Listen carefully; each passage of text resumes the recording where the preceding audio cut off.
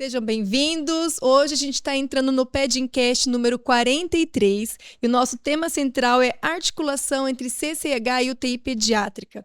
Sabemos que a CCIH não se restringe apenas a ambiente de terapia intensiva, então se você trabalha em outro setor, com certeza vai encontrar neste episódio vários conhecimentos que também podem servir para a sua área de atuação. Bom, e para isso, e para essa nossa conversa, gostaria de agradecer a presença da professora doutora Jaqueline Dario Capobianco, que é pediatra infectologista e intensivista pediatra, docente do Departamento de Pediatria e Cirurgia Pediátrica da Universidade Estadual de Londrina, doutora em Ciências da Saúde pela Universidade Estadual de Londrina e médica da CCIH do Hospital Universitário de Londrina. Então, muito obrigado, professora Jaqueline, por ter aceitado o nosso convite. Nós que agradecemos, né? A gente está muito feliz de estar aqui hoje, essa oportunidade de conversar, né, sobre essa área que é desafiante, né? Que é o controle de infecção. E já fazia algum tempo mesmo que a gente vinha com esse plano, né, de trazer não só a infectologia, mas a CCIH para essas nossas conversas. Porque, apesar de ser um canal, de ser um podcast voltado para os temas de terapia intensiva pediátrica, desde o início, a gente sempre tentou uma aproximação de todos aqueles que são importantes para a nossa rotina. Tanto é que outras profissões já participaram, né? Psicologia, farmácia, vários profissionais da área de enfermagem, fisioterapia e até familiares. E a gente percebe que no nosso dia a dia, a presença da CCIH, a interação com a CCIH é muito importante. Não só para analisar um perfil atual, mas até para a gente planejar futuras medidas para melhorar os nossos índices. Então, a gente considerou bastante importante a sua presença, né, a sua participação, para incrementar e trazer mais informações para esse nosso objetivo. E aí, acho que daí a gente podia começar, apesar, assim, para mim e para a Flávia, eu acredito que seja que seja uma definição muito conhecida, mas gostaria de ouvir de você, assim, primeiro, a definição da CCIH, as atribuições, qual é o papel dela dentro de um contexto hospitalar? Então, as CCIHs, elas são relativamente recentes dentro dos hospitais, porque saiu uma portaria em maio de 98, determinando a necessidade de ter uma comissão de controle de infecção para cada serviço, né, para cada hospital. Então, de lá para cá, as CCIHs vêm sendo cada vez mais fortalecidas dentro dos serviços. E é interessante que a CCIH, ela não trabalha sozinha mesmo, né? Então, na CCIH, a gente tem atribuições, né, que envolvem todos os setores. Então, a gente precisa conferir, né, todas as medidas que estão acontecendo dentro do lactário, da lavanderia, das unidades críticas e não críticas, do centro cirúrgico, enfim, de todos os serviços dentro do hospital, laboratório, né, que possam estar relacionados ao controle de infecção, né. Então, entre as atribuições, né, a gente tem as atribuições do médico e do enfermeiro. Conforme o número de leitos do hospital, você pode ampliar, né, a quantidade de pessoas dentro do seu serviço, né? Mas lá no HU, a gente tem uma facilidade de ter atualmente 5 médicos, né? Sendo um relacionado à parte materno-infantil, que no caso estou eu, né? E, além disso, a gente tem também 2 enfermeiras e 3 auxiliares de enfermagem. Então, realmente é uma equipe que, frente, né, à demanda do HU, está envolvida em realizar as atribuições. Então, quais são as atribuições? As atribuições são, basicamente, a gente detectar as infecções. Então, a gente faz vigilância ativa, né, diariamente. Fazer relatórios, esses relatórios, eles vão discriminar as taxas de infecção, e aí essas taxas, elas são em cima também de dispositivos, né? Então, tubo orotraqueal, catéter vascular e catéter vesical. Além disso, tem a função também de educação, de orientar as medidas de prevenção, divulgar, né, os pacotes, os bundles, né, que a gente tem que usar, né, para as principais infecções relacionadas aos dispositivos, conferir né, conferir, supervisionar, né, se essas medidas estão sendo aplicadas, quais as dificuldades para que elas sejam atingidas, né?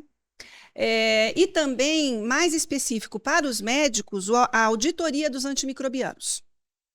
Então, hoje, com a resistência bacteriana, né, a gente tem a necessidade de controlar cada vez mais o uso dos antibióticos dentro do hospital, tá?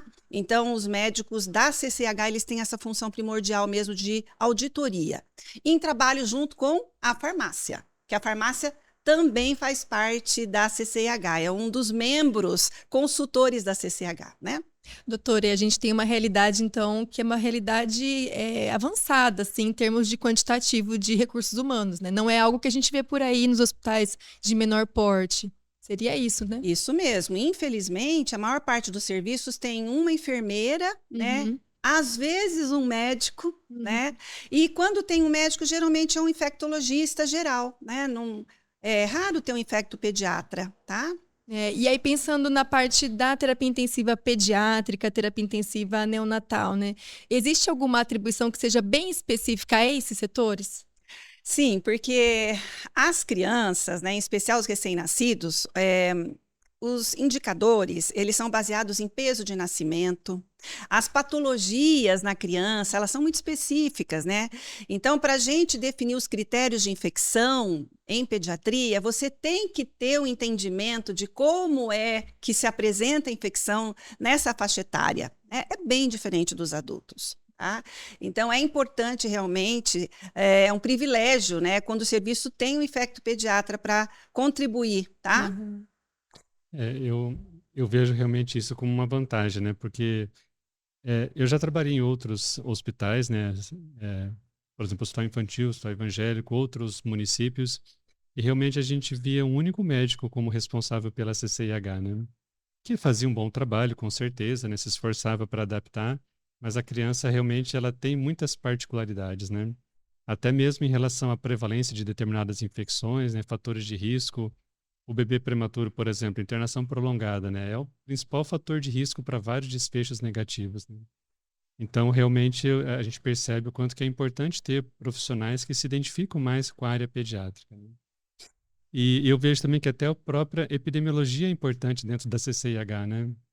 Eu digo isso porque, assim, eu tive também o privilégio, né, de fazer o meu doutorado com a professora Selma, e como eu aprendi a valorizar a epidemiologia com o doutorado, né? E eu percebo o quanto que é importante para a CCIH o epidemiologista, né?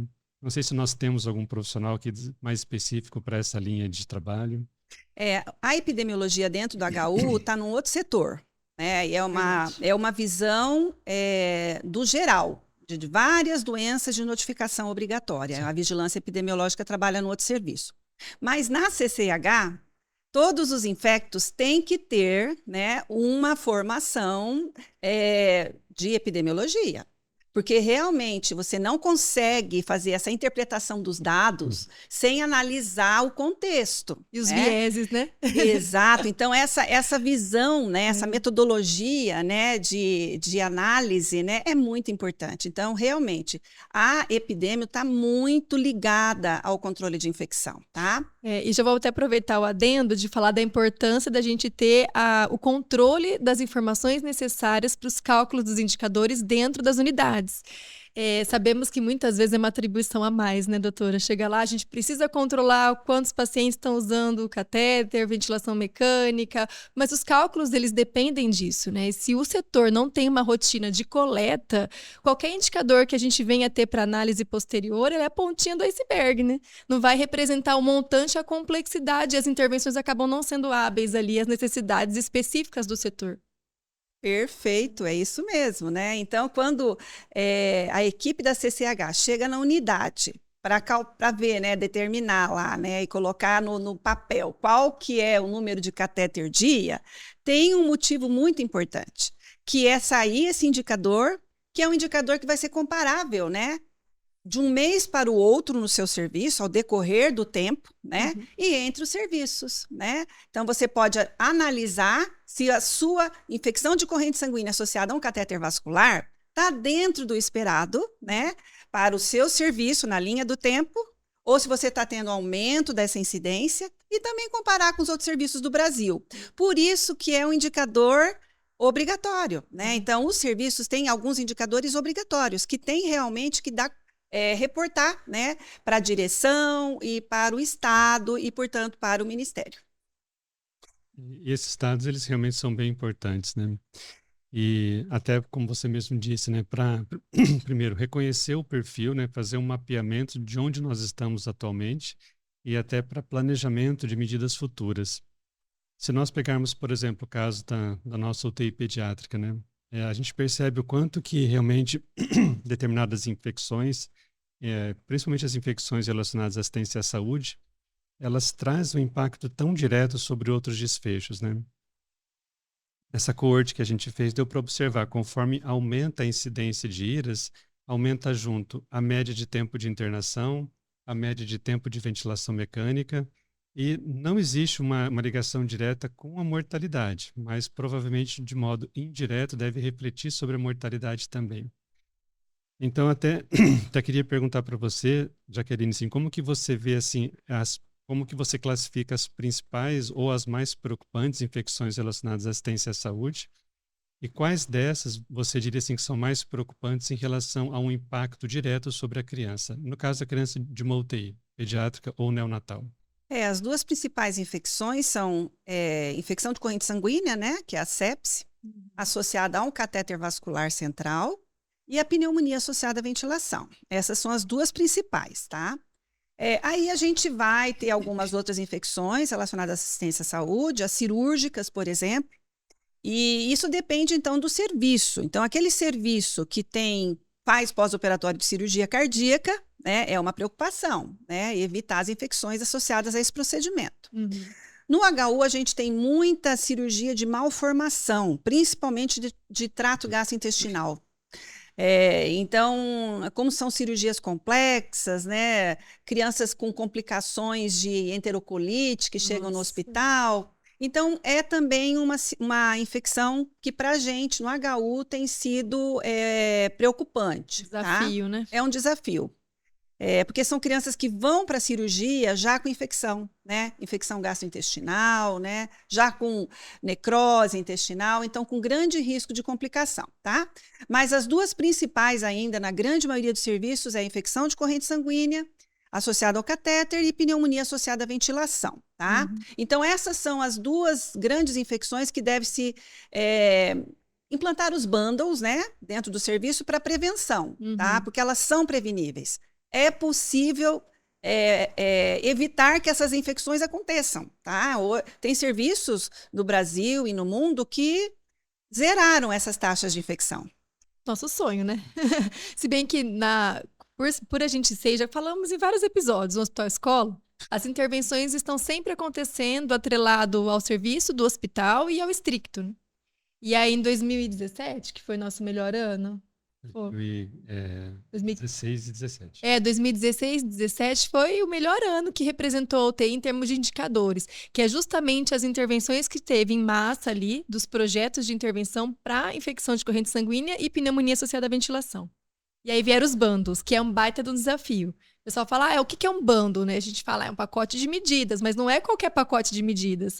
E aí vem um desafio maior ainda, são pacotes de medidas, de intervenções, e essas intervenções são embasadas em evidências, são intervenções que dão certo. Então, se a gente elenca lá para a equipe 3 a 5 intervenções que dão certo e elas são colocadas em conjunto, em prática, a chance desse indicador melhorar é muito grande. E a gente viu isso, né, e impactou realmente, tanto para a PAV como para a infecção de corrente sanguínea. A gente pode até detalhar um pouquinho mais sobre isso. Mas um ponto em comum de qualquer infecção, né, doutora, que é um desafio mundial, é a lavagem das mãos, né? Que é uma coisa que pega o cristão. A CCH fica, né, de cabelo em pé, e que a gente ainda falha muito, não sei por qual contexto ainda, mas as falhas elas estão em todos os hospitais, em diversas situações, né? As taxas de adesão à higiene das mãos, na grande maioria dos serviços, não passa de 70%. Isso é um absurdo, né? A gente esperaria próximo a 100%, né? E a gente tem os 5 momentos de higiene das mãos, que a Organização Mundial de Saúde recomenda, Exato. né? Que é antes de tocar no paciente, depois de tocar no paciente, antes de procedimento asséptico, após tocar ao redor do paciente e após ter contato com fluidos, secreções, né? Então, 5 momentos cruciais para a gente prevenir infecção. Isso. Certo? E todos os pacotes de prevenção de infecção, em todos eles, tem a higiene das mãos. Então, esse é realmente o principal elemento do pacote que vai ter impacto, né? Impacto na redução das taxas. E isso, na verdade, não é só o objetivo de diminuir taxa, número. Sim. É de fazer o bem para o paciente, Sim. né? Sim. Da gente não causar uma iatrogenia para o paciente. Não ter infecção hospitalar é sinal de alta, mais precoce, né? Menos sequela, e dependendo da gravidade da infecção e do tipo de bactéria, pode implicar inclusive a óbito. Né?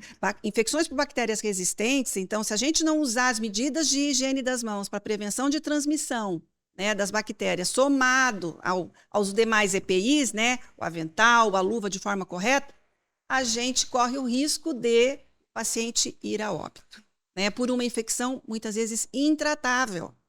Então, hoje, os pacotes são fundamentais para a gente prevenir a infecção, e a higiene das mãos, além de prevenir a infecção, também é a prevenção de transmissão de bactérias resistentes. E os adornos, né? Adorno, unhas em gel, aquelas unhas cheias de estradas, não pode, né, gente? A gente sabe que é bonito, mas se a gente escolhe trabalhar no hospital, não pode, né? E a mesma coisa, esmalte craquelado. Acabei de passar o esmalte, tá saiu uma lasquinha, não tem jeito, tem que tirar, gente, não tem jeito, porque isso é a segurança do paciente em primeiro lugar, né? E é uma opção nossa trabalhar no ambiente hospitalar. Então, esses cuidados, não só com a higienização, mas com os adornos e esses cuidados gerais, eles são necessários. Isso, então a questão da segurança, né? Segurança do paciente. Então, a NR32, ela já exige que o profissional de saúde não tenha adornos, tenha o cabelo preso, né? Mas, se a gente for ver, né, o porquê disso, por que tem uma regulamentação para isso? Se você está com uma aliança, debaixo dessa aliança tem bactérias. Então, você não consegue, na hora de higienizar a mão, higienizar debaixo da aliança.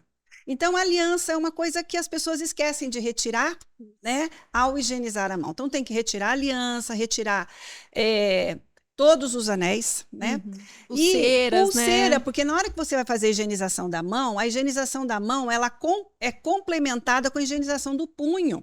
Ainda mais a gente que põe a mão dentro da incubadora. Nossa. Então, é um recém-nascido. Até o jaleco, né, doutora? Aquele jaleco que anda no hospital, você vai colocar dentro. Para você lavar a mão, você tem que estar com o jaleco arregaçado, senão você vai molhar a manga do jaleco, né? E essa sua mão, esse seu punho que vai entrar numa incubadora, tem que estar adequado para tocar no paciente, né? As unhas, você falou muito bem. Imagina uma unha comprida, toda craquelada, as bactérias vão ficar debaixo da unha, naquela parte quebradinha do esmalte, você não vai conseguir remover. E um paciente pequeno, pediátrico, um pequeno toque da sua mão já é o suficiente para cobrir grande parte da superfície corpórea da bactéria, do paciente. Corpinho, né? Então, você enche o paciente de bactérias da sua mão. Hospitalar ainda, né? Exatamente. Exatamente. Eu percebo, sabe, na prática, o quanto que esses pacotes, eles trazem um resultado positivo, né? Em conversas anteriores, em discussões anteriores, nós falamos até do pacote de medidas para a PAV, né, do bundle de prevenção da PAV, que eu posso afirmar aqui com números que foi um impacto muito positivo, né, porque a gente não chegou a zerar as pneumonias associadas à ventilação mecânica, mas chegamos a passar assim 3 ou 4 meses sem nenhum diagnóstico novo, né? Então realmente caiu e se manteve baixo. Talvez porque houve uma adesão melhor dos vários profissionais, né?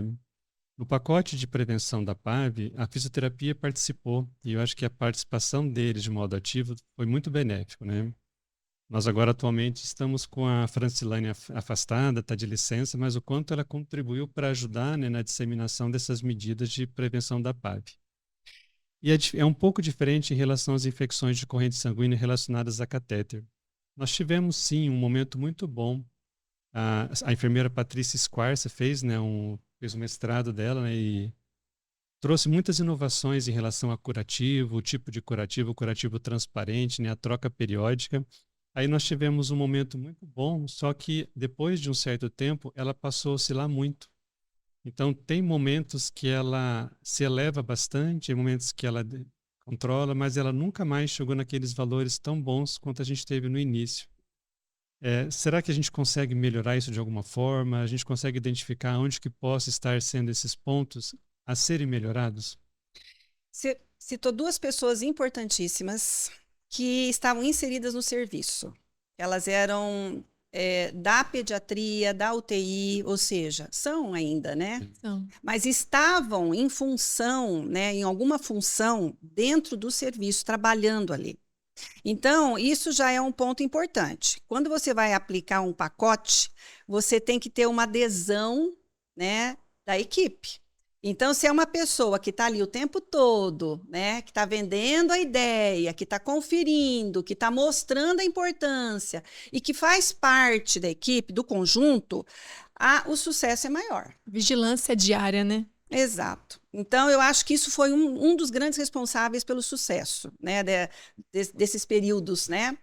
E aí, como qualquer pacote, se você não tiver essa coisa maciça, intensificada, contínua, a educação continuada, vai se perdendo. É uma tendência do ser humano, né, a relaxar determinadas medidas. Então, a higiene das mãos é a primeira que relaxa. E o duro é que acho que a gente fala tanto de higienizar, doutora, que vira um mantra que a pessoa não ouve mais, né? Eu tenho essa percepção às vezes. Pois é, mas aí um tem que chamar a atenção do outro, sabe? E aí a gente pode contar também com as famílias. Então, com treinamento, sabe, da equipe, a cobrança diária da equipe, mas com a colaboração da família. Então, a família falando, ai, olha o álcool aqui. Não quer passar o álcool você não vai trocar a luva, né? Então, são coisas importantes. Eu acho que aquelas famílias que ficam mais tempo ali, né, que já entendem o processo, dá para somar, né? Dá para somar. Então, essa questão de diminuir, essas oscilações das taxas, né? Diminuir a adesão, está muito vinculado a isso. E que momento que o serviço está, que alguém que é fundamental para aquele processo está, de alguma maneira, mais desligado. Então, você tem que ter pessoas chaves no serviço, dentro do seu serviço, né? Não é só a gente que está lá na CCH, porque a gente depende de quem está na ponta, né? De quem está na assistência. Então, ali na assistência, naquele setor, quem é a pessoa-chave para cada coisa? Porque daí a pessoa realmente abraça a causa, sabe? E é isso que vai fazer a diferença, tá?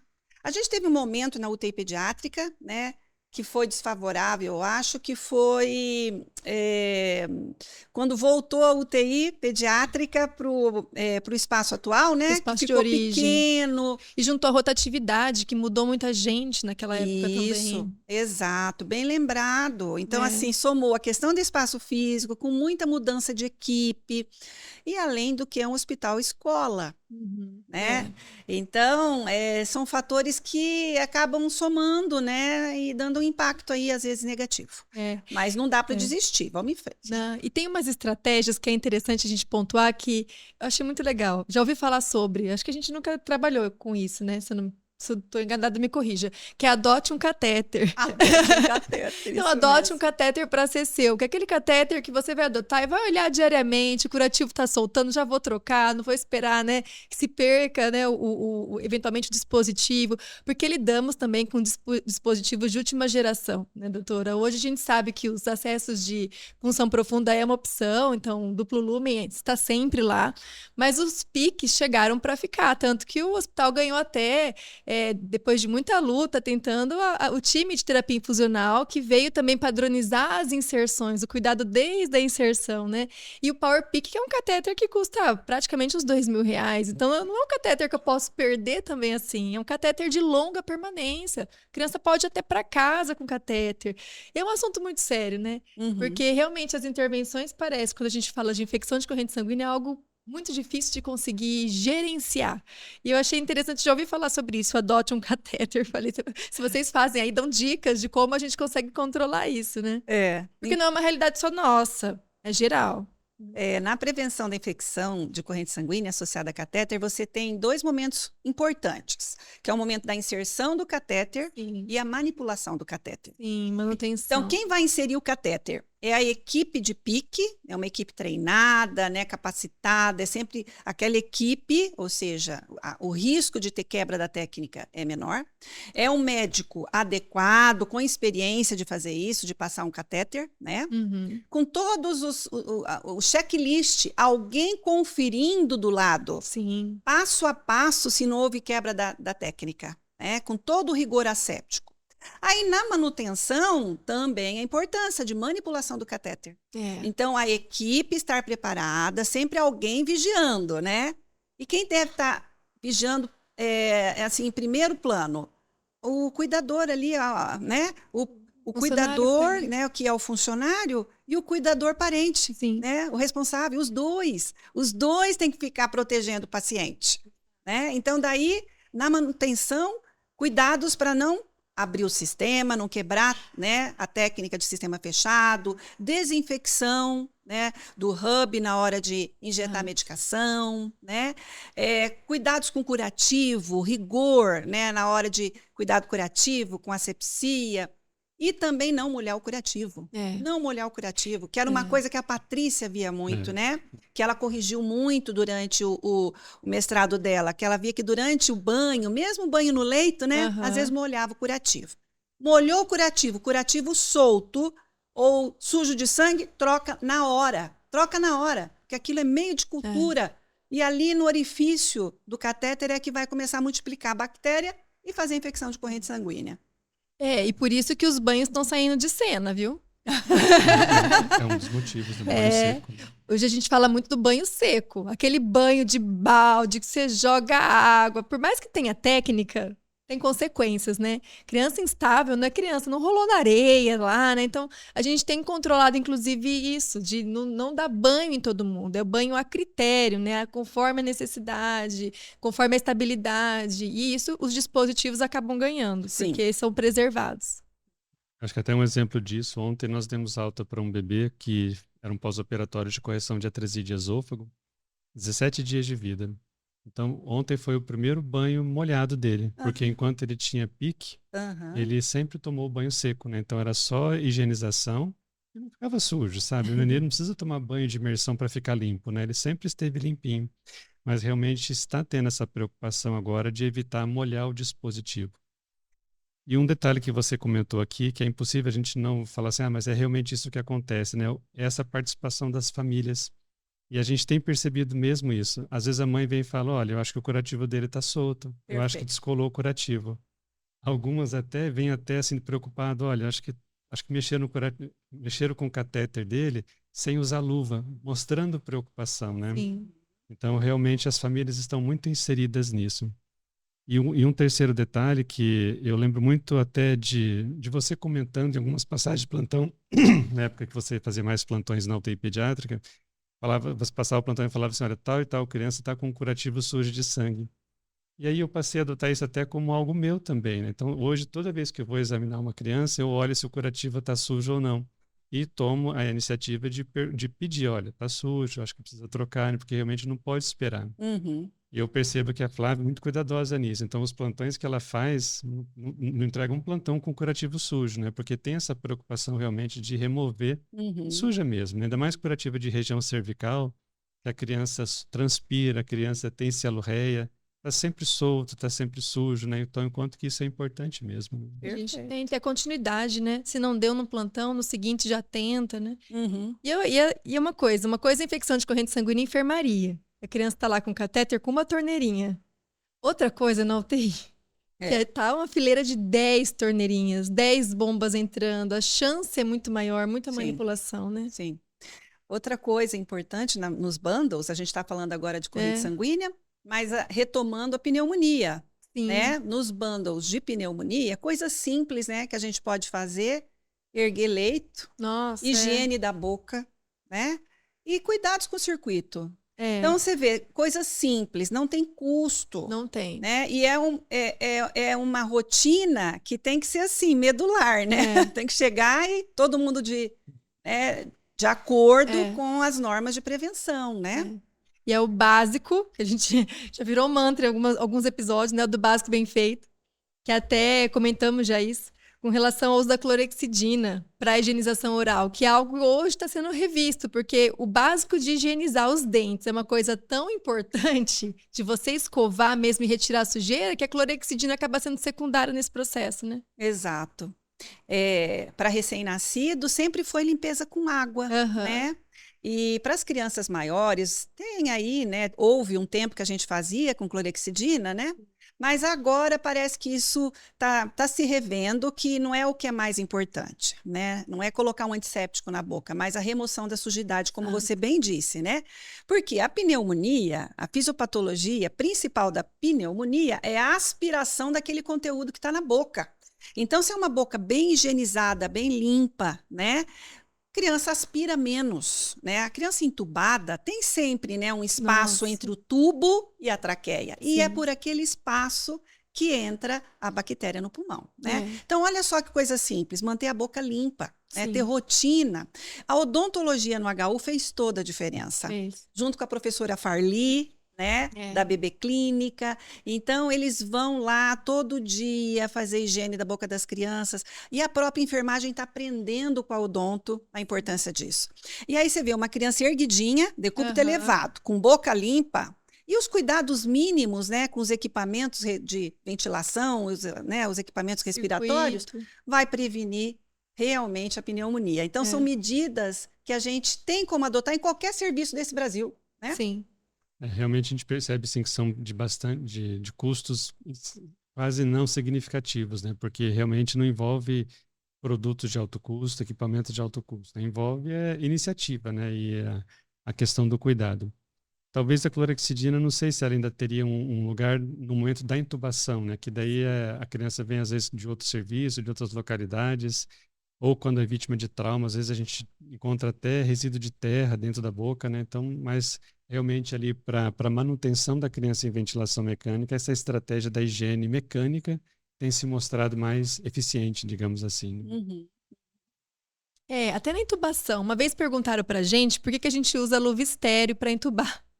Eu fiquei pensando, gente, mas não é algo óbvio? Não é? A gente tomar esse cuidado, mesmo as lâminas, doutora, tem serviço que faz a higiene ali no setor e coloca ela sem nenhuma proteção, com aquela proteção Perflex, numa gaveta, né? Uhum. Aí você vai testar, você põe com a mão, testa, aí vai colocar lá na entrada da via aérea da criança. Complicado isso, né? Então, aquele básico até do início. Uma coisa é o serviço pré-hospitalar, super, a gente entende, o importante é salvar a criança e trazer.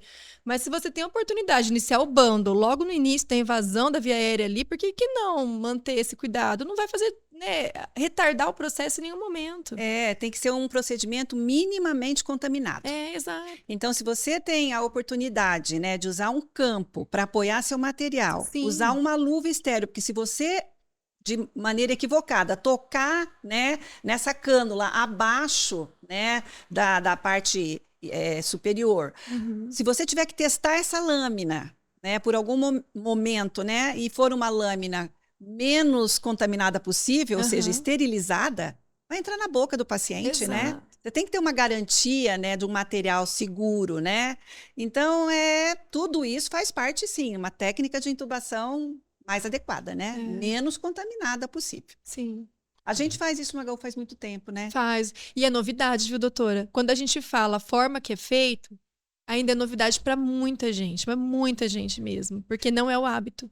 Muitos serviços fazem desinfecção da lâmina, Sim. né? Mas a gente consegue fazer a esterilização. A gente consegue garantir, a lâmina vem encapada, né? Vai para o centro cirúrgico e tranquilo, né? Ela vem preparada mesmo para uso.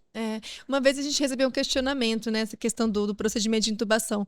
Quanto que é importante a equipe ter ciência de todos os passos? Isso é muito legal. Porque, apesar do, claro, o médico que vai fazer o procedimento, mas os demais profissionais auxiliam em todo o processo, Sim. inclusive nesse controle da cena, né? No controle da não contaminação, a aspiração no momento certo, a ventilação no momento certo, porque a medicina muitas vezes está concentrada, né, Arnido? Ali, às vezes, na via aérea é mais difícil, no procedimento de intubação. situação. Então, os profissionais que estão ao redor têm que ajudar nesse controle da cena. Então, é importante que todos tenham ciência desse contexto, né? Sim, e é legal que no HU isso acontece, a gente vê. Sim. Então, vai entubar uma criança, a equipe já vem com tudo prontinho, É. né? Para fazer um procedimento mais adequado possível. Sim. Vai passar um catéter, tá tudo certinho. Então, é um checklist. Sim. Então, para cada procedimento invasivo, tem que ter um checklist, né? Tem que ter uma conferência do que você está fazendo, porque se você quebrar um dos passos, a chance de ter, né, uma complicação ou uma infecção é grande, né? E já que a gente está falando assim sobre o papel da CCIH, né, dentro de um ambiente hospitalar, eu acho que é difícil a gente não lembrar e não citar a questão histórica da Covid. E o quanto que isso, acho que repercutiu para todos, né, para todos os profissionais que trabalham dentro e fora do hospital. Mas eu acredito que para a CCIH tenha sido um desafio a mais, né? Então, queria ouvir de você assim, o quanto que isso representou em termos de dificuldade e, por outro lado, o quanto que isso nos ensinou e trouxe benefícios daqui para frente. Porque é o que os especialistas falam, né? Vai existir um mundo pós-Covid, mas não vai ser o mesmo mundo do pré-Covid, né? Exatamente. Então, assim, foram momentos difíceis, né? De muito trabalho, um desafio enorme, porque realmente eram pacientes muito graves que estavam dentro do hospital. A capacidade, né, de recursos humanos era limitada, os profissionais adoecendo, né, e isso implicou realmente, né, em aumento de infecção, aumento de resistência. Então, tem vários artigos mostrando isso. Pós-Covid, houve um aumento considerável de resistência, porque eram pacientes muito graves, né, que estavam invadidos com tubo, com catéter, com sonda, e isso impactou, né? Impactou, porque eram pacientes, um funcionário, às vezes, para 3, 4 pacientes graves. Então, os pacientes realmente faziam infecção, né? Muitas vezes, na entrada, não sabia se era só uma infecção por Covid ou se era uma infecção bacteriana associada, já entrava com antibiótico empírico. Então, tudo isso teve um impacto realmente considerável. Então, a taxa de resistência hoje é bem maior do que pré-pandemia, tá? Só que agora a gente está tendo que resgatar muitas coisas. Então, a gente está tendo que resgatar medidas de prevenção que durante a pandemia se perderam. Então, muitas medidas simples, né, as pessoas acabaram deixando de fazer e, assim, não tinha perna para fazer tudo. Então, era muito paciente, a carga de trabalho era muito grande, né? Então, estamos tendo que resgatar muitas medidas de prevenção dentro do hospital, muitas rotinas, e também um controle mais rigoroso do uso do antibiótico, para tentar dar uns passos aí para trás em relação à resistência, tá? E, além disso, que a gente vê que é o impacto negativo, a gente teve um impacto positivo. Que com a Covid, eu acho que se preocuparam mais em fazer diagnóstico correto. Então, assim, preciso definir se isso é uma infecção viral, se é o SARS-CoV-2 ou se já é uma pneumonia por estáfilo, por pneumococo, né? Então, daí surgiram novos métodos. Então, a disponibilização no HU, tá, em vários serviços, de você fazer o PCR, né? Definir se o paciente tem só uma infecção viral ou tem uma infecção bacteriana. Então, o painel viral é uma coisa recente para a gente dentro do HU. Hoje, o HU mesmo processa, né, a investigação de vírus respiratórios. Procalcitonina é uma prova inflamatória, né, um teste caro, né, ajuda, né, na definição da infecção. Não é um teste perfeito, como não existe nenhum teste perfeito, mas ajuda também na definição da introdução, né, do antibiótico e na sua retirada. Tá? Então, foram vários os pacientes dentro do HU que se iniciou o antibiótico empírico pela gravidade do quadro, mas à medida que chegava o painel viral, né, e aí foi um benefício da gente ver também outros vírus e não só a Covid no painel viral, né? Chegava lá que era um vírus respiratório, um vírus sincicial e a procalcitonina baixa. Isso permitiu a suspensão de antibiótico. Então, isso aconteceu com frequência dentro da UTI. Tá? Então, são benefícios realmente que eu acho que não vão voltar para trás, né? A gente ganhou com essas medidas, né? Sem dúvida, são aprendizados bem importantes, né? Do mesmo jeito que a gente aprendeu a sistematizar a pesquisa do vírus após a pandemia de 2009, do influenza lá atrás, eu acho que essa pandemia também nos ensinou muito isso, né? De tentar medidas, estratégias para evitar o uso desnecessário de antimicrobianos. E esses dois ganhos que você citou, na prática, eles realmente são aplicáveis diariamente. Então, um bebê, né, uma criança menor de 1 ano, que interna com uma síndrome respiratória aguda grave, que a gente consegue isolar o vírus, identificar o vírus pelo PCR, e tem uma procalcitonina baixa, ele segue sem antibiótico. A gente tem a tranquilidade, tem respaldo clínico e laboratorial para isso, né? E a gente viu muito isso. Então, às vezes, crianças que ficaram 7, 10 dias internadas e não usaram antibiótico, usaram somente as medidas mais simples, né? E eu vejo também que, assim, o quanto que, sempre que a gente fala dessas medidas de prevenção, de medidas de otimização dos cuidados, a gente tem uma história muito próxima com relação aos antibióticos, né? A pandemia foi, né, ou está controlada, mas a velocidade de surgimento de novos antibióticos ela é baixa, né? Então, assim, a gente vê, às vezes, antibióticos já conhecidos que são associados a outros para dar uma nova medicação, mas um novo antibiótico, uma nova classe, é algo que está se tornando cada vez menos frequente. E talvez isso é que trouxe esse conceito que está sendo muito falado atualmente, que é o stewardship, né? Então, gostaria de ouvir de você o que você acha sobre essa nova estratégia em relação ao uso de antimicrobianos. Uhum. Então, stewardship não dá para a gente traduzir, né, essa palavra em uma só para o português. Na verdade, é um conjunto de medidas em que você tem que prescrever um antibiótico na dose certa, na duração adequada, né, e tentar praticar o descalonamento, que veio uma cultura, né, por isso da importância das culturas antes do início do antibiótico, né, fazer hemocultura, urocultura, né. Então, se você tem cultura de líquor, né, se você tem uma cultura que está mostrando que o seu micro-organismo é sensível a um antibiótico de menor espectro, tem que fazer o descalonamento. Você precisa fazer isso, porque senão você vai induzir, né, a resistência e daqui a pouco a gente não tem mais opção de tratamento, né? Então, essa prática de stewardship é uma prática que é muito eficaz e que tem sido o grande objetivo agora, né, das CCIHs. Então, quanto mais cultura a gente tiver, quanto melhor laboratório de microbiologia, né, na retaguarda a gente tiver no serviço, mais a gente vai conseguir fazer o stewardship, tá? Que é dose adequada, o antibiótico adequado, na dose adequada, na duração adequada e considerando o micro-organismo direcionado para aquele micro-organismo, tá? E a importância das culturas serem corretamente coletadas, né? Para não ter viés de informação. Acho que isso é um ponto importante. Senão toda estratégia vai por água abaixo, né? Sim, fazer uma boa antisepsia do local, né? Não contaminar o frasco, né? Isso. E aí realmente você pode valorizar aquele micro-organismo, né? A impressão que eu tenho, doutora, é que isso sempre era feito, assim, a intenção, né, de se fazer sempre. O foco agora está tão desesperador, esse processo da resistência bacteriana. A sensação que eu tenho é que cada vez essas práticas elas estão se juntando ali para que isso seja encarado de uma forma sistemática para os serviços, né? Sim. Outra questão que faz parte também desse processo de administração mais adequada do antimicrobiano é a deshospitalização. Nossa, e a gente tem tentado.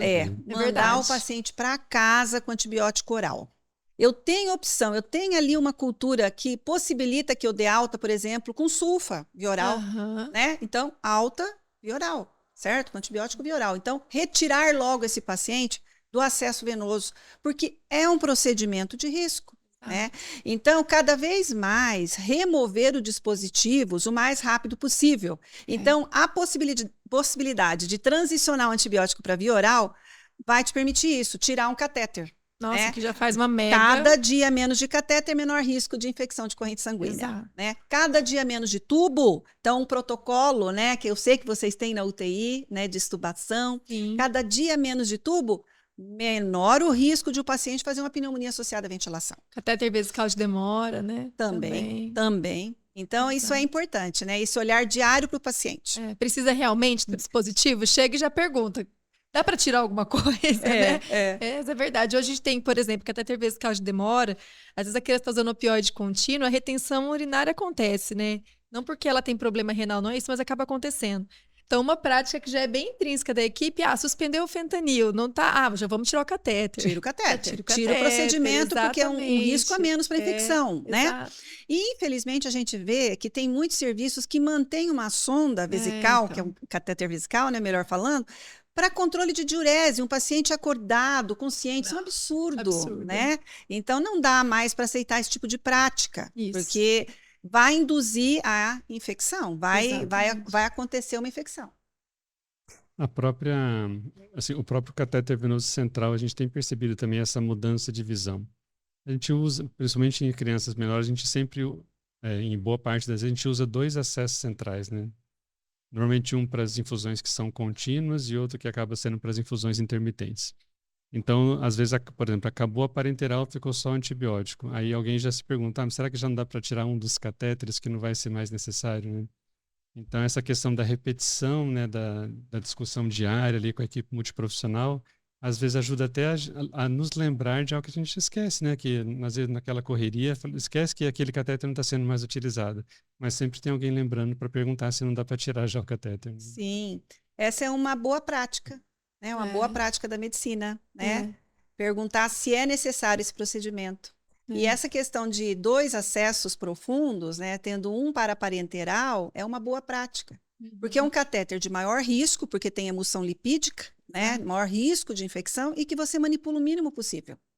Então, parece uma coisa tão assim, mas muitos serviços não pensam nisso, né? De ter 2 acessos, um para os intermitentes e um só para a parenteral. Isso é benéfico para o paciente. E o pessoal pergunta muito isso. Em que sentido? Mas vocês pegam 2? Porque a preocupação é o que é compatível com a parenteral. Mas vamos entuchar as coisas com a parenteral. Mas essa questão mesmo da viabilidade. Então, vamos separar. Isso é uma prática bem frequente nossa, de separar. Faz toda a diferença. Faz.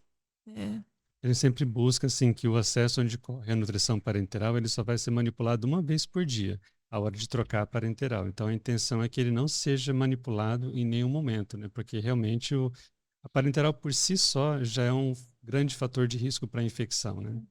Ainda mais se é uma criança que vai usar parenteral por 30 dias ou mais, como eventualmente a gente tem.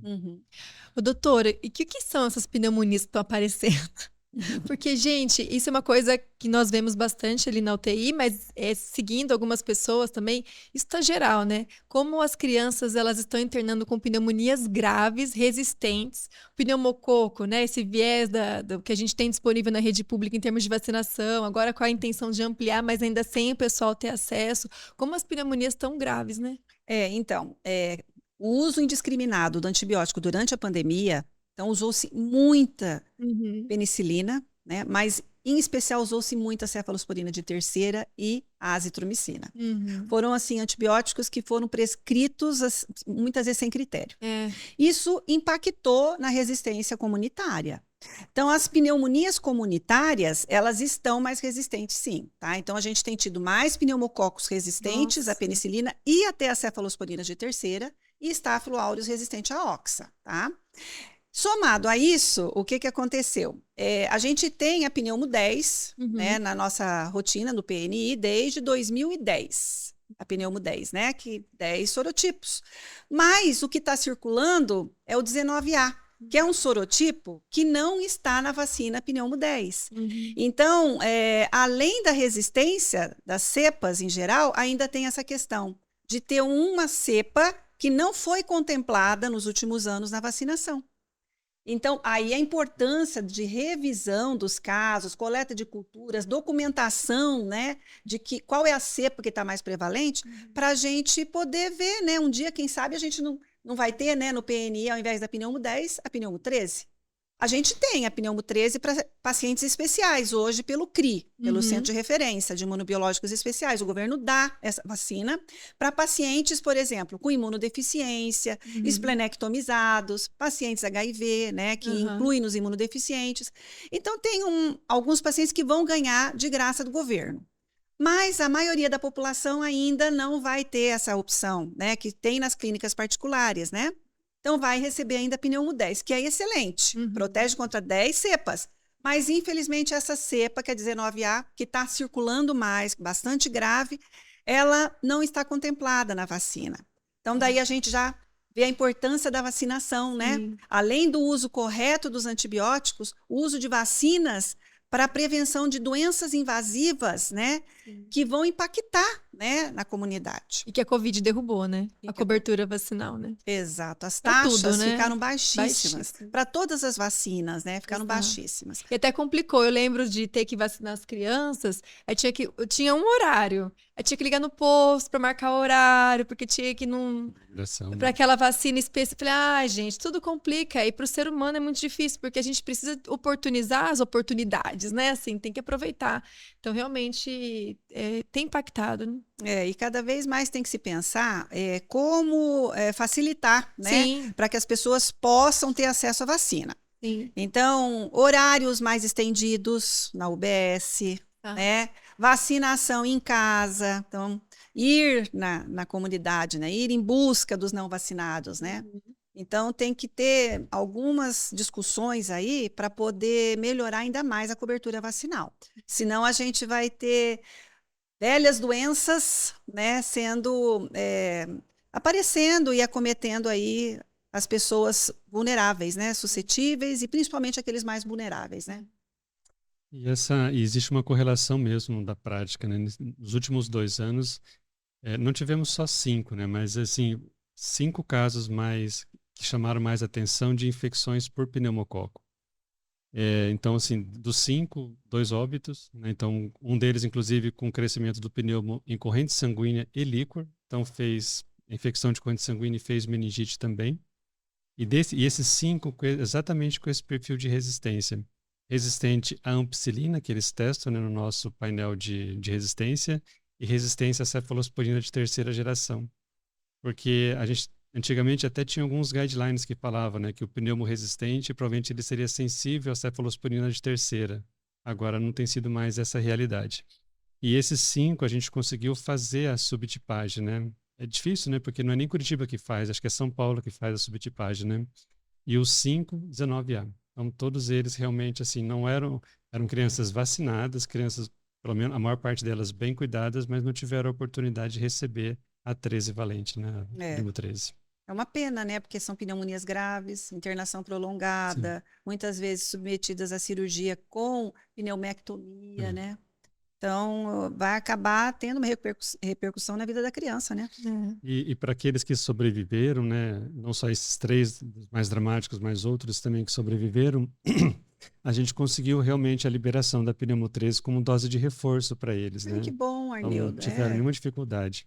Eles têm feito, inclusive para crianças que têm critério para displasia broncopulmonar, né? Que sempre estão internando com doenças respiratórias, eles têm feito, né?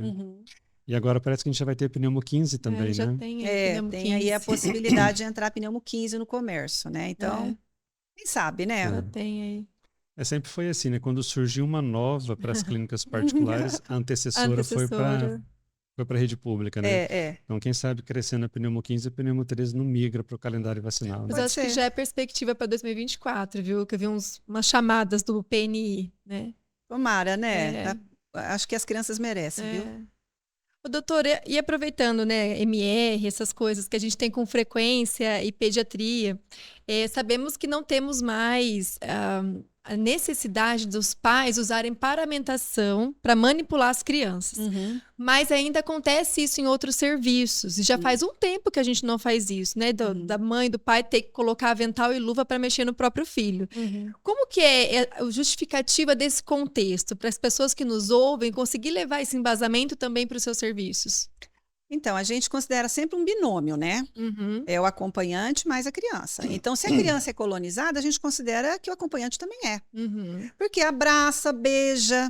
O acompanhante não sabe usar o EPI de forma correta. Não tem como a gente exigir isso. Né? Então, ele vai colocar um avental e uma luva e vai abraçar seu filho, encostar, né, a luva no seu nariz, encostar na cabeça da criança, na boquinha da criança, encosta no seu nariz de novo, no seu óculos. Então, não faz sentido isso, né? Então, o EPI realmente é para o profissional de saúde, tá? Por outro lado, como a gente considera que é um binômio colonizado com aquela bactéria resistente, é um paciente que fica num ambiente físico separado. Ou fica num quarto privativo, ou numa corte com outros pacientes colonizados com aquele micro-organismo, né? Então, aquela é uma família que não fica circulando pela unidade. No hospital. Não fica andando pelo hospital, não fica pegando água no corredor, né? Não pode, né? Porque é um paciente cujo acompanhante também é considerado com a mesma bactéria. Tá? Até se alimenta dentro do isolamento, né, doutora? Exato. Então, hoje a gente tem essa questão do alojamento conjunto, se alimenta, né, no mesmo local, né, ou num espaço separado só para os pacientes com bactérias resistentes, né? Também é possível. Então, a gente tem que atentar para isso, né? Não usa paramentação, né, o familiar.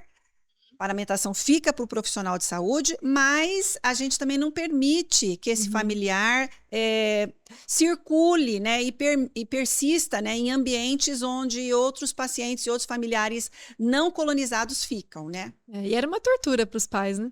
Misericórdia, nesse o calor que a gente tá, né? Era Eles tortura. tendo, Era difícil. Era difícil. Era difícil. Até Mas pra gente é uma orientar. evolução, né? É uma evolução. É uma evolução. É uma evolução. E a gente aprende, né? A cada dia. Nossa, demais. À medida que os estudos vão aparecendo, né? E as evidências vão sendo confirmadas, a gente muda a conduta. E eu acho que isso é importante na área da saúde, essa evolução.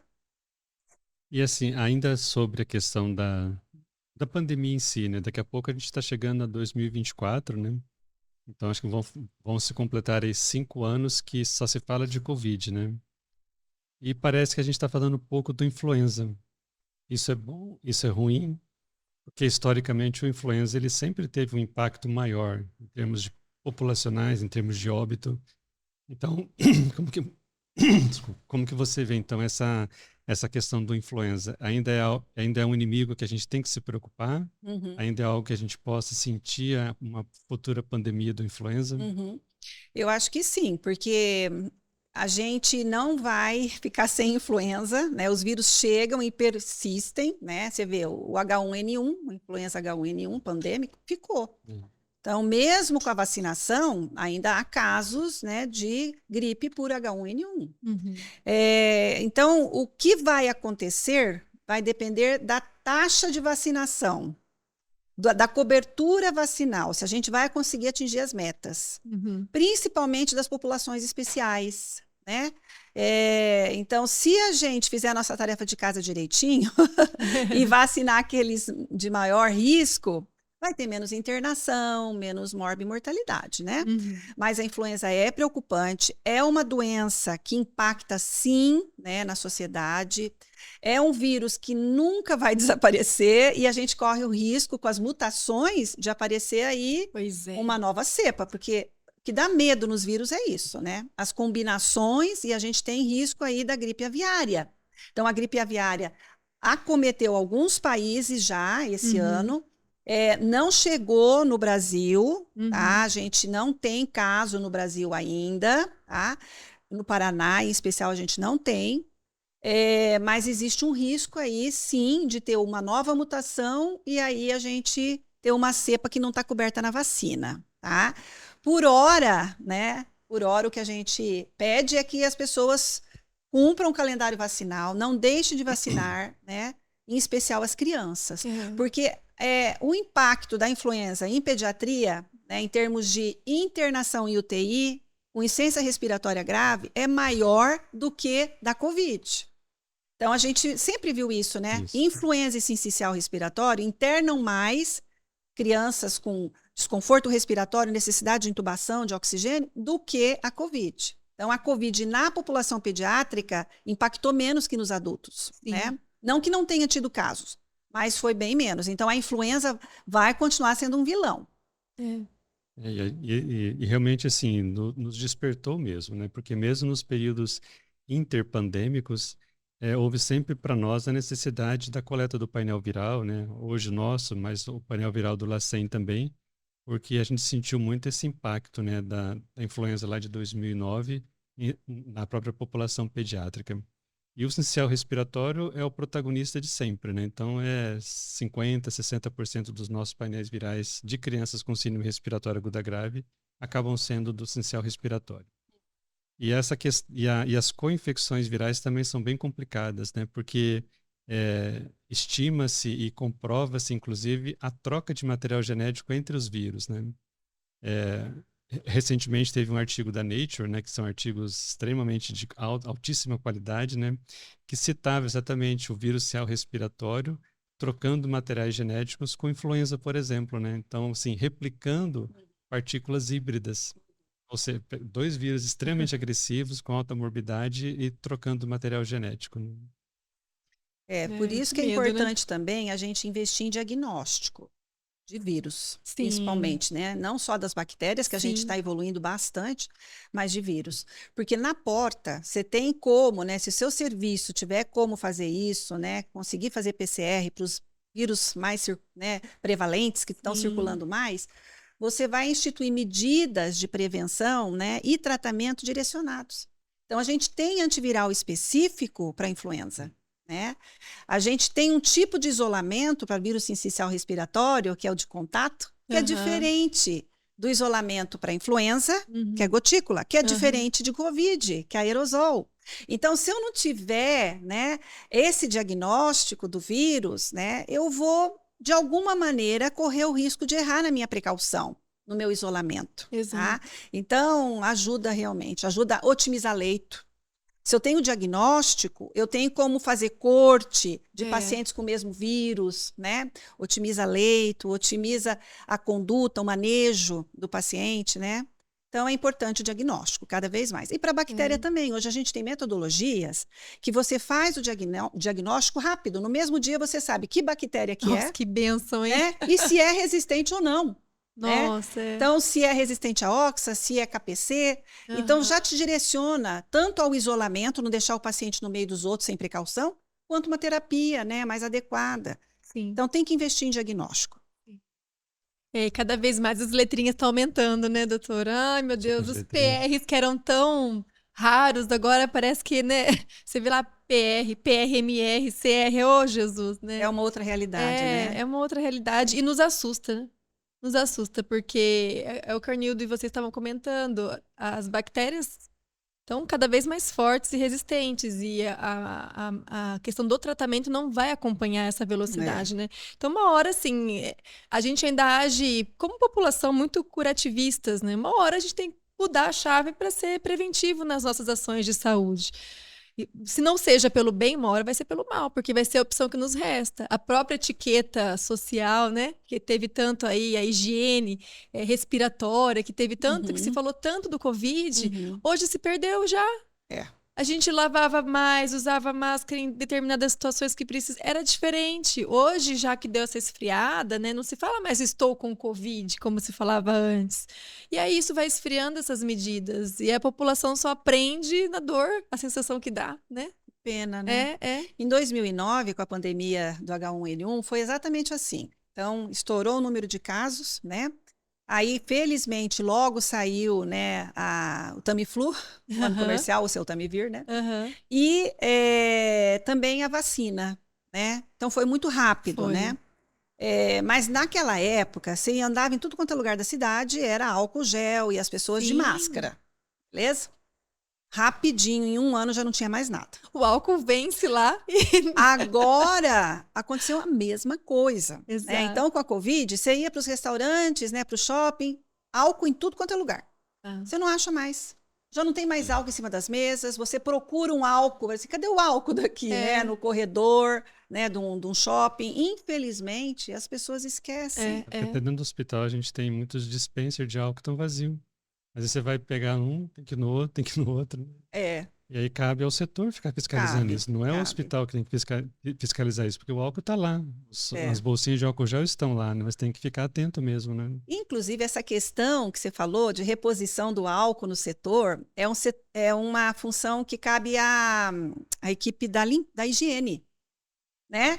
Então, a higiene hoje também é uma grande parceira da CCIH no controle da infecção. O ambiente é fundamental. Sim. Então, manter um ambiente limpo, entendeu? Adequadamente higienizado, né? Com reposição de um antisséptico em áreas críticas, né? Nas pias, que tem que ser lavado à mão, né? Em área crítica com um produto à base de antisséptico.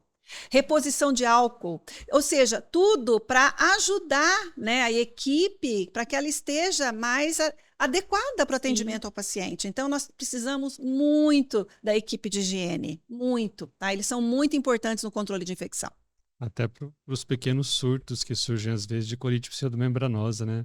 O quanto que a equipe da higiene é essencial nessas horas, porque é uma higienização do ambiente completamente diferente, né? Perfeito. Com outros produtos, né? Então, assim, se não tem a equipe da higiene, a gente não consegue controlar um surto como esse, né? Corretíssimo, isso mesmo. Bom, Jaqueline, acho que foi uma conversa muito produtiva. É um tema que eu acho que ele é inesgotável, né? Certamente a gente deixou de falar aqui de coisas importantes e, por um lado, é bom porque abre aí a possibilidade até de novos encontros, de novas conversas, né?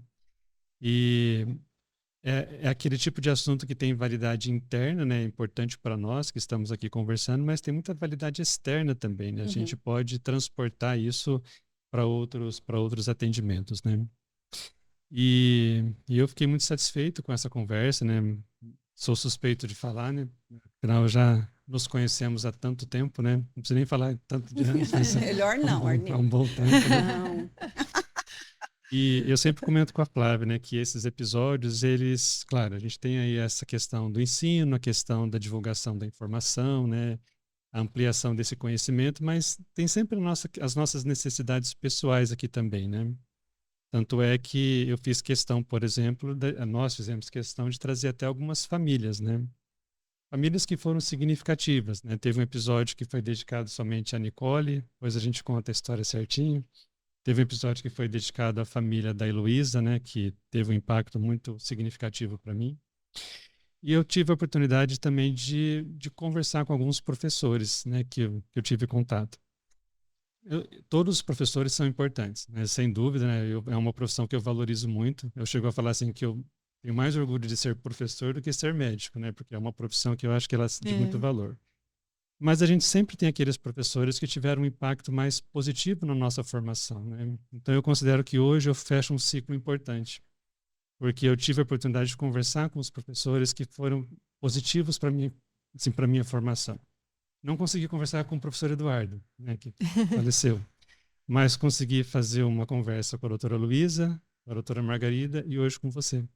Então, eu considero assim que eu fecho um ciclo de um retorno, de prestar uma homenagem àqueles professores que foram mais significativos para a minha formação, que me trouxeram conhecimentos, posturas, exemplos de que eu trago muito para a minha prática, né? Então, você foi um desses professores que trouxeram um impacto muito positivo, e a Flávia sabe disso, né? O quanto que eu me espelho muito da sua personalidade, do seu jeito dedicado, né? Então, fico aqui meu agradecimento, a minha gratidão por ter tido essa conversa aqui. Eu que agradeço, é muito bacana ouvir isso, sabe? E essa é uma oportunidade que a gente tem de retribuir, né, para a sociedade tudo aquilo que a gente teve, né, de aprendizado, de experiência, porque como professora que sou e como médica que sou, né, eu me sinto realmente privilegiada de ter tido essa oportunidade de aprendizado, tá? E de poder passar isso para as pessoas. Então, você falar isso para mim é um presente de Natal. Né? Nós estamos agora chegando no Natal, é um presente de Natal, tá? Eu espero que esse momento que a gente teve aqui, né, seja muito produtivo, né, que as pessoas possam aplicar isso nos seus serviços, né, discutir condutas, né, melhorar processos de trabalho, porque é para isso que a gente está aqui, né? Sim. A gente está aqui para o paciente, né? A gente não está aqui pela gente, né? E eu também tive muitos professores que eu me espelhei, né? Eu tenho esse orgulho também de falar isso, mas também tive muitos alunos que são exemplo. Você é um deles, tá? A gente vê seu empenho, né? A sua dedicação para a UTI, o tempo que você dedica da sua vida para aquele serviço. Então, não é pouco, né? O seu empenho em estudar, em estar sempre atualizado, cada vez mais fazer o melhor pelo paciente. Às vezes a gente não é compreendido, né? Isso é natural, a gente não pode agradar a todos, né? Mas a gente vê que mesmo nos momentos, Arnildo, que você não é compreendido, é porque você quer fazer o melhor pelo seu paciente. Tá? Isso eu admiro, eu respeito muito isso. Tá? A sua capacidade de trabalho, a sua dedicação, essa nova jornada aqui que você está, né, começando com essa questão de podcast. É muito importante. Isso daqui tem um valor para a sociedade muito grande. Tá? Você está cumprindo, sim, com a sua função com a sociedade. Não só lá, no seu ambiente de trabalho, mas aqui, propagando isso, né? Propagando o ensinamento, os conhecimentos, né? Então, eu só tenho a agradecer essa oportunidade, tá? Tá emocionada. Mas isso daqui é uma emoção de felicidade, é muito bom, é bem né? isso De mesmo. felicidade. E eu também te parabenizo, Flávia, você é uma pessoa muito dedicada, tá? Eu vou repetir o que eu já falei anteriormente. Você é um orgulho para as suas professoras. Ai, amém, doutora. A gente tenta, você viu? Porque a nossa meta é porque fazer eu os conheço professores. as suas professoras também. Tá? Eu sou da mesma geração das suas professoras, né? Trabalhamos muito juntas, né? Produzimos artigo, dividimos espaço de trabalho. E a gente vê que você continua. É o legado, né? Que então vocês nos deixam. E eu fico feliz de ver isso. Vocês estão continuando essa nova etapa como alunos, né, da minha geração e da geração anterior também, tá? Então, muito obrigada por estar aqui, por poder conversar, por poder participar desse momento tão bacana. Eu fico tão à vontade, fiquei à vontade. A gente vem um pouco tensa, né? Achando que não, né? Que ai meu Deus, né? Vai gravar. Mas eu fico muito à vontade aqui, fiquei à vontade, me disponho a falar se precisar novamente, tá? Nós vamos contar assim com A gente vai querer retorno. Com certeza. E espero que as pessoas que ouviram tenham realmente aproveitado. E as pessoas te admiram muito, doutora, pela pessoa e pela profissional e ser humano que é, né? Há muitos anos. Você me conhece desde que eu era da graduação. Eu acho que você me conhece há uns 20 anos, mais ou menos. Porque de formada eu já vou fazer 18. E eu lembro sempre da sua energia e da sua vontade de querer o bem pro processo todo, do cuidado todo. Isso é admirável, né? E sem contar a honra que eu tinha das pessoas me confundirem com a doutora fisicamente. Assim, era muito engraçado. Mas é uma gratidão eterna, assim, por toda essa energia. Essa vontade de querer o melhor e querer sempre mais. E a gente arrasta isso porque isso nos foi passado em algum momento. E isso nos marca. E não só pela forma de falar, mas pelo exemplo. Então, a senhora é um exemplo. Nossa. O fato de ser um exemplo e espelhar isso para nós é o que nos faz. Falei, não, eu quero ser assim, eu não quero decepcionar, eu quero manter esse legado. Né? E é muito importante. Eu acho que o podcast para nós é trazer informação, mas é o que o Arnildo falou. Tem muitas pessoas que já passaram aqui, todas tiveram um significado muito especial e outras que vão vir também com significados especiais. E a senhora é uma dessas. Né? E pode ter certeza que é muito amada por aí. E uma coisa que eu falo e falo muito para as pessoas, quando as pessoas são importantes na nossa vida, elas precisam saber. Elas não podem passar por nós sem saber. Então que a senhora saiba que tanto para mim quanto para o Arnildo é muito importante. É muito bom te ter lá. É muito bom ter o seu convívio ali. E ele fala, enquanto às vezes equipe médica, eu falo enquanto equipe multiprofissional. Porque é uma rede de apoio. Sabe, quando a gente precisa. E é importante que você saiba, né, que a senhora saiba que é muito importante para todos nós. E que esse conceito do multiprofissional, doutora, é muito difícil. Eu falo como enfermeira, sabe? A gente sofre muita coisa ao longo do processo. E muitas vezes a gente acaba não sendo ouvido, né? E eu nunca vi isso. Né, no nosso processo de trabalho. E a gente luta por isso, né, diariamente. Existem contrafluxos ainda desse aporte multiprofissional e uma das nossas bandeiras é essa. E você representa um multiprofissionalismo. E isso é importante que seja dito, para ser cada vez mais fortalecido. Obrigada. Muito obrigada por esse episódio. Tô com meu coração assim explodindo. Não, mas é verdade, tem que saber. Obrigada. Esse é um foco. Obrigada de coração. E, doutora, as pessoas que nos assistiram, por favor, curtam o nosso episódio. As pessoas assistem, não curte, doutora, e depois a gente fica todo magoado.